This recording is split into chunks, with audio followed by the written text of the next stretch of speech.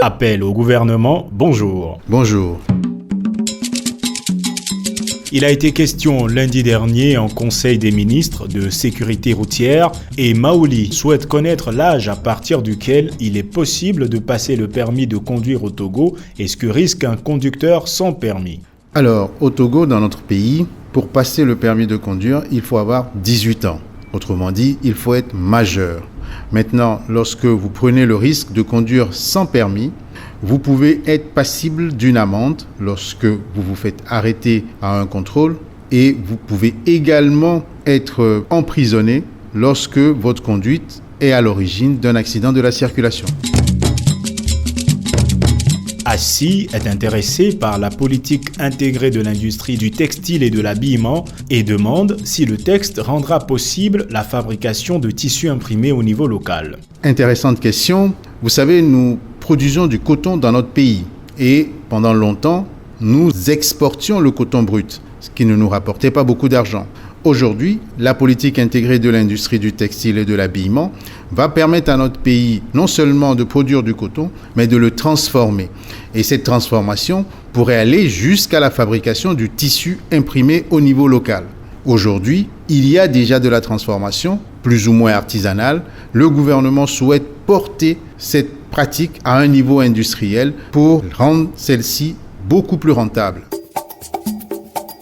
Relativement aux résultats scolaires de l'année 2021-2022, Raphaël constate que le Togo obtient les meilleurs taux de réussite en comparaison à ses voisins.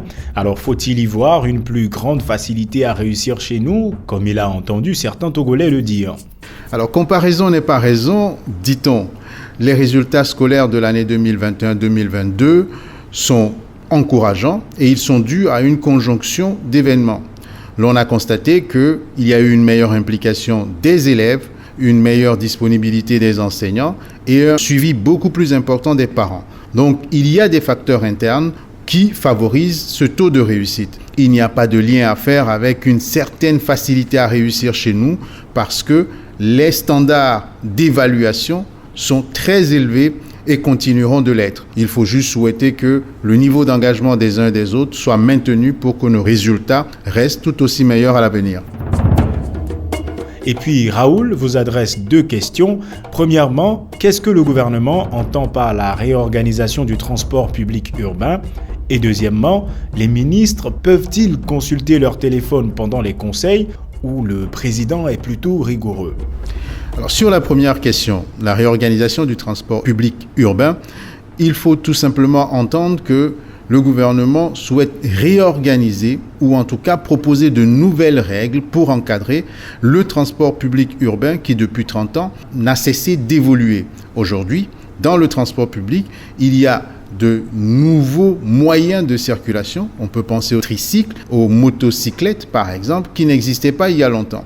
Donc à partir de là, il faut proposer un nouveau cadre, de nouvelles règles pour que la circulation sur les différents axes routiers en matière de transport public soit plus aisée.